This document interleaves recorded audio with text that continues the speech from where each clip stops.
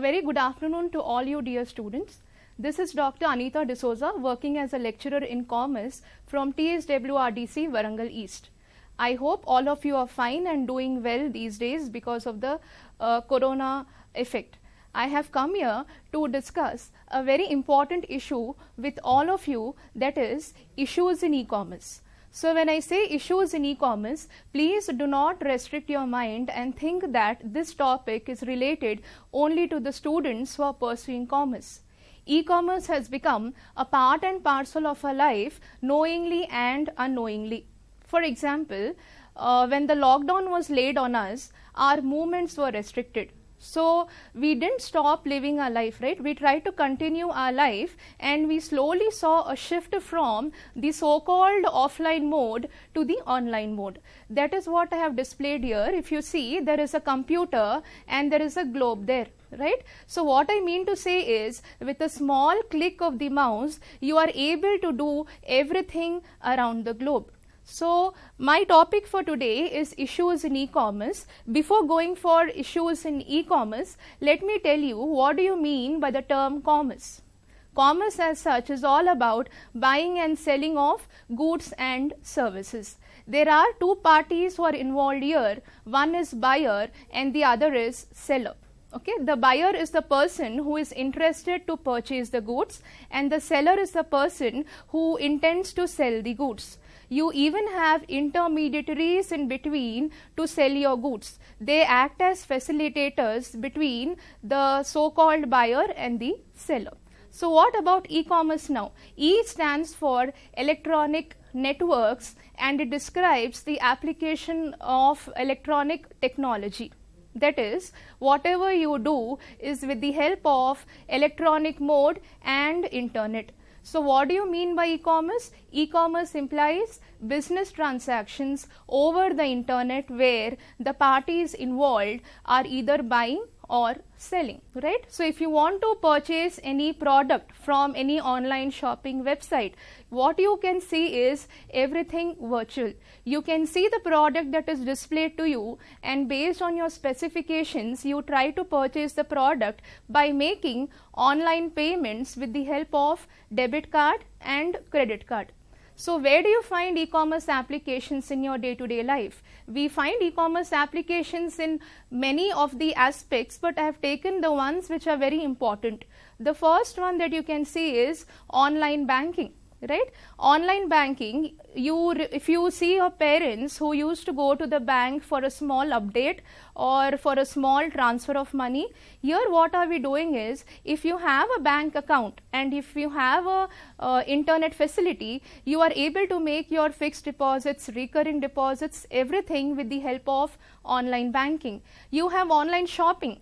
For example, Amazon, Flipkart, right? It offers you different goods at a very reasonable prices right at your doorstep. You have social networking websites like Facebook, Instagram, where you can stay in touch with all your family and friends who stay very far off. You have online job portals, example TimesJob, Naukri.com, where you need to update your resume, and at least the initial rounds of your interview can be held right at your house. At the same time, you have online matrimonial websites where search for a prospective groom or bride takes place. So if you see, e-commerce is everywhere. So with this, we can see our advantages of e-commerce. The first one that you can see is 24/7 operations. As I told you, everything is with the help of internet. If you want to go out anywhere, for example, if you want to go out for shopping also, you don't have to wait for a shop to be opened. The e-commerce operations work 24/7 at any point of time. Second point, that is quality goods with less prices. E-commerce applications provide you very good quality goods at a very reasonable prices. If you remember, our relatives who are coming from abroad, we used to give them a small list asking them to send a few products or send a few items. But are we doing this now? No, right? We are shopping on these online websites which are offering us huge discounts and offers. At the same time, the third point that you can see, exchange of ideas. When you go for online mode of either banking or shopping, you try to get in touch with the other customer with the help of feedback or reviews. For example, I have used some service of yours, and if I am very satisfied with your service, for example online banking, I am very satisfied with the online banking service of some bank, I might give a rating as 5. Or if I am not very satisfied, I may give a rating as 0, right? So it helps in exchange of ideas, and it will help us in taking right decision. You have easy returns in e-commerce, that is, if the product delivered to you is not of very good quality, or if it is not as per your specification, you can return the good as within 7 to 15 days as and when the situation demands. You have next, that is disadvantages of e-commerce. The very first point that you can see on the slide is internet accessibility is expensive. You cannot say that internet is available to everybody. Why? Because if you take the remote areas, owning a smartphone itself is luxury. So the question of people having internet facility is almost nil. So when you have such a population where there are no smartphones, there is no internet, the growth of e-commerce is usually very slow. The second point that you can see is illiteracy. Okay, illiteracy implies a part of the population who do not know how to read and write.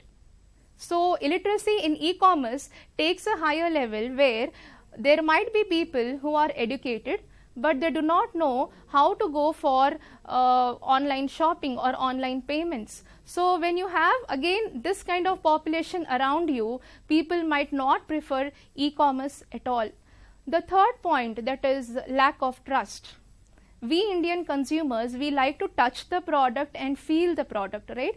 We usually have the feeling we usually have the feeling of touching the product and then only realizing that a product is correct or accurate. So here you do not know who is the person standing behind the computer is. That is the reason if you tell your parents or grandparents that you are doing some online bank transaction, the one thing that they will tell you is be very careful, right? So lack of trust is again one of the disadvantage of e-commerce, and there are many issues which are yet unresolved. I mean, because all of us are using e-commerce application, not everyone is updated with the issues that are going on. So the present topic of mine today is issues in e-commerce.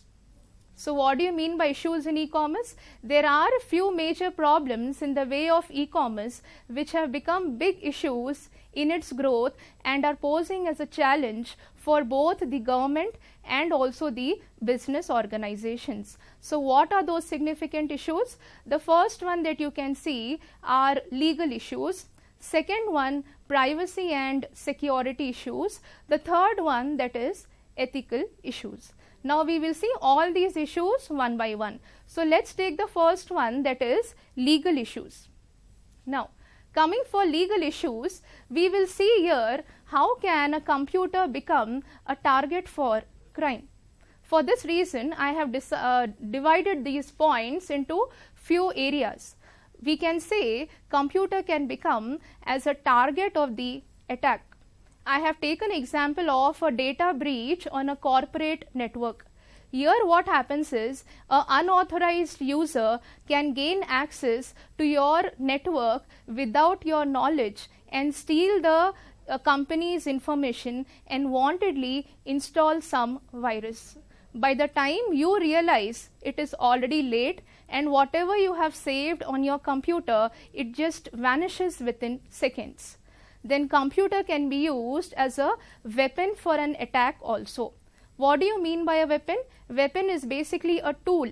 So here I have taken the example of DOS, that is denial of service.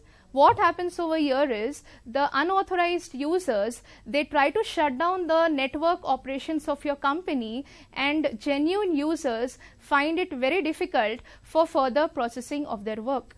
So it happens within fraction of seconds and you need to be very alert. The next one, that is computers as an accessory to a criminal act. If you have heard something about digital identity theft. Okay, if you are someone who is uploading your personal and financial information on the internet, you need to be very careful. Why? Because there are different viruses, there are different malwares which are basically installed on the computer, which leads to your theft of funds from a bank account. The example that I have kept here is about a computer where some unauthorized user is installing a Trojan malware. So, if such a situation arises, please report or please stop using your computers further and report to the concerned department. The second one that you have, computer as communication tools to commit a crime. We all need a medium to express ourselves, right? So, computers as communication tool can be used as an object to commit a crime. For example, any unlawful activity can take place with the help of computers because we have email facility and chat sessions. I'll give you a small example. If I have a business which is engaged in illegal activity, or I'm into a business which is basically banned by the government. Okay, so what I will do here is I will try to go for other options because I cannot come out in open. I will try to use a computer as a medium of exchange, and with the help of various emails and chat sessions, I will try to go about my business. So your computers can be used as a communication tool to commit a crime. The third point that you have is about mobile application related crimes. When I said e-commerce, it is not only limited to computers or laptops. Here, mobile application related crimes are done with the help of smartphones or tabs, right? So they are used to facilitate online activities. So what happens here is they take the help of these third party app stores. Who are these third party app stores? They are basically not the original manufacturers of that particular website. So these fake apps will pose as a security updates, and once you click on those updates, your information basically gets stolen, or there might be a chance where you may be directed to illegitimate websites. So here, as you can see, there is a consumer who is downloading all the apps from Play Store. So remember, whenever you are downloading such apps, you should keep in mind few things. Like the first one being the date on which the app was introduced, the reviews of the app, the feedback that is given for the app, and also the number of people who have downloaded such apps. More the number of people, more the security will be for your app. So this is all about legal issues. Coming to the second one, that is privacy and security issues. These issues are very common to all of us, and you might have heard about these issues n number of times from your elders or from the information that is basically given by newspapers. The first one that you can see is hacking. Okay, hacking is again not a very new term to all of us. We know that hacking is the activity of using a computer to access information stored on another computer without permission. What we usually believe is, if it is your computer, you will share everything on your computer, right? But sometimes these people who are into hacking, they are known as hackers. What they try to do is, they are interested to know about your different username and passwords. They are interested to know about a PIN in your ATM cards. It can even take the example of a hacker who is making purchases on your behalf, or he might even obtain a loan on your behalf. If you see the example that I have given here is about a Facebook user who is saying that his account is hacked, and the person, the hacker, is sending messages and a friend request on his behalf to everybody. He is even asking money. So when such a situation arises, please do not just delete your account or do not just block the person. If you take a step now itself, you will be saved in the long run. So what you need to do is, when such a thing happens, please report to the cyber cells. The second one that you have is phishing. So phishing implies sending emails that falsely claims to be from a particular enterprise who are asking price sensitive information. So what happens here is any kind of crime or fraud is committed with the help of email. Now there are few business organizations or few enterprises which try to send you fraudulent emails. And where are these emails sent? Right in your own account. If you have a Gmail account, you have few options on your left hand side, that is inbox, outbox, sent items, right? At the end you even have something known as spam. So if you open your spam message and see, there are n number of such messages. And what subject do they have? They say that there is some official information or urgent information.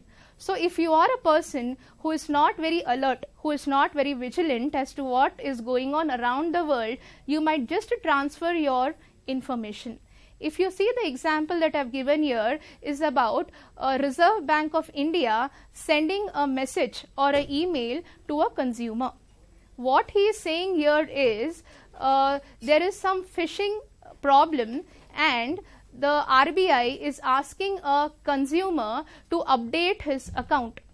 So when he is asking to update his account, he is saying that the person should match his financial information with the account that is there. So if you think that this is the original message that is basically sent by RBI, then you are wrong. Why? Because if you see, RBI or any other bank will never send you such messages, right? So whenever you receive such kind of messages,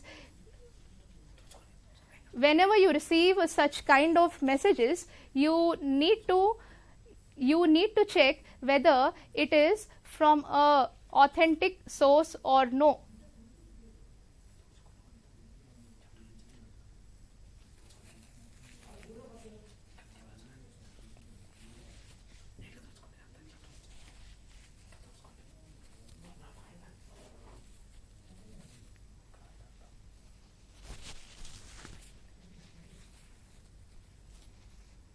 You need to know whether it is from an authentic source or no, right? You should see if it is from the concerned bank or no. If such a situation arises, you need to be going to your bank and speak to your bank manager whether the message is true or no. So please do not report or please do not go ahead with such mails. The third one that you have is about net banking and ATM frauds. When you take the example of online shopping or online banking, when you make a transaction, you need to give few information about your payments. Like for example, if you are making payments with the help of credit card, you need to give information like what is your customer ID, what is your net banking password, your ATM, your PIN, so on. So here what people try to do is, who are into these fraud scams, a fraudster, he will basically pose as a representative of the bank, or there might be a company who is calling you from saying that they are from a shopping website. So these people, they try to tell you that they are trying to send a new ATM card to you, or they are trying to link Aadhaar card with your bank account. So when you receive such messages, you need to be very alert. What image I have kept on the screen is about a computer who is stealing the information of a consumer without his knowledge. So please be careful about these net banking and ATM frauds. The fourth one that you have is copyright. Now what is copyright? Copyright provides an owner with a tool to protect a work from being taken, used and exploited without permission. For example, copyright can be taken for literary work, artistic work, or it might be for music or films, right? So when such a thing happens, these unauthorized users may try to edit your work or may reproduce your work under their own name without your knowledge. and in most of the situations the real owner is not aware that his work is being used by somebody else. These people, they do not even give you any acknowledgement that this work is not there. So for this reason, please remember, when such a work is there, the work must be registered by the owner within 3 months from the inception, that is within 3 months from starting. The third issues that we have is all about ethical issues. That is, there are few values, few morals that all the organizations should possess. The first one that you have is spoofing. Now, what do you mean by spoofing? Spoofing is the act of disguising a communication from an unknown source as being from a known source. For example, if you remember, we used to have a caller ID for our phones, landline phones, and now anyhow we are using mobile phones, so you can see the number that is displayed to you on the screen. So here what happens is, if at all you are into some online website or online shopping, you may get a call from online advertising agency and they may ask you your information. So what happens here is, the number that is displayed on the screen is not the correct number. If the caller is calling you from a number, say 12345, but the real number is something else. So spoofing can be applied in emails, phone calls, and also websites. The second one that you have is cyber squatting. Now, cyber means internet, right? So cyber refers to registering, selling, or using a domain name with the intention of making profit from the goodwill of somebody else's work. For example, your business is doing very well. Your business is into huge profits, okay, but you do not have a domain name or you do not have a website. So without your permission, I may create a own website of yours and I may invite people and then earn money through you. And this basically goes unnoticed if at all you are not aware as to what is going on into your business, right? So these are the three issues that we have seen: legal issues, privacy and security issues, and ethical issues. There are few points to be considered before going for this online world. You need to remember to keep a very strong password. Do not keep your date of birth as your password, or your house number as password, or your name itself as password. Always remember to use a password where it's a combination of alphabets, numbers, and special characters. Please change your password once in 3 months. Do not keep the same password for your personal and also for your professional emails.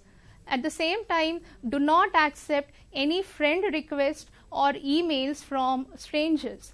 You might get very attracted by seeing the profile of some person, or you might get very attracted when somebody writes very good thing about you. But please do not accept any friend request and emails from strangers. At the same time, do not always share your personal and financial information on the internet. If you see Facebook and Instagram, there are people who update everything whatever is going on in their life, right? Even if you're updating, you should be aware of the various privacy and security settings.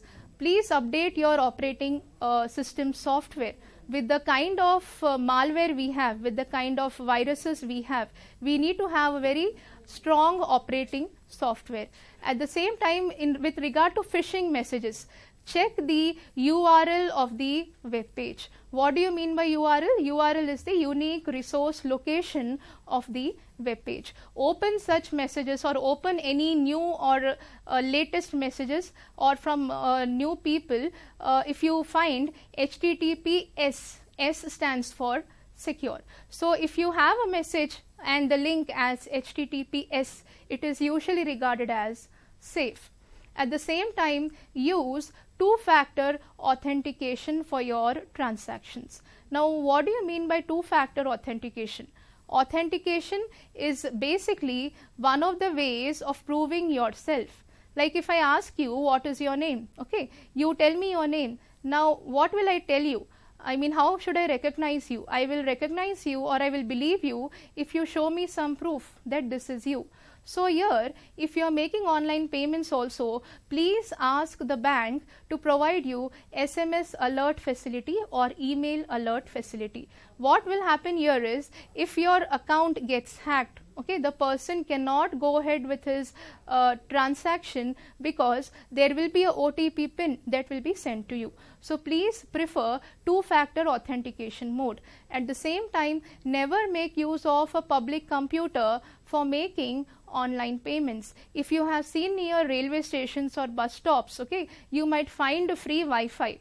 Please do not use your phone with the help of such Wi-Fis, or do not make use of internet cafes for making online payments. So to conclude, I can say that e-commerce plays a very significant role in the present context. We have seen few advantages, we have seen few disadvantages also, but at the same time, we cannot imagine a life without computers and internet, right? And whatever disadvantages I have told you, if you see e-commerce applications, e-commerce advantages are more. So what we can do is, as a responsible citizen, we should be alert, we should be vigilant in this online world, and we should try to spread the same awareness among our near and dear ones. And always remember that whatever you see in the internet is not always true. Do not get carried away by whatever you are seeing on the screen. So I have few important questions that you can prepare as an assignment for today. The first question: what is e-commerce? Explain the various applications of e-commerce. If you see, this was the one that we have discussed in our first slide. The second one, explain the advantages and disadvantages of e-commerce. Because of time constraint, I was not able to add all the advantages and disadvantages. If you have any other point, you can add for your assignment. The third one, that is, what are the legal, privacy, security and ethical issues in e-commerce. I have even written to explain with the help of examples. Why? Because if you explain with the help of examples, it becomes very easy. So I would like to thank all of you for giving me this opportunity for my class. Stay online, stay safe. Thank you.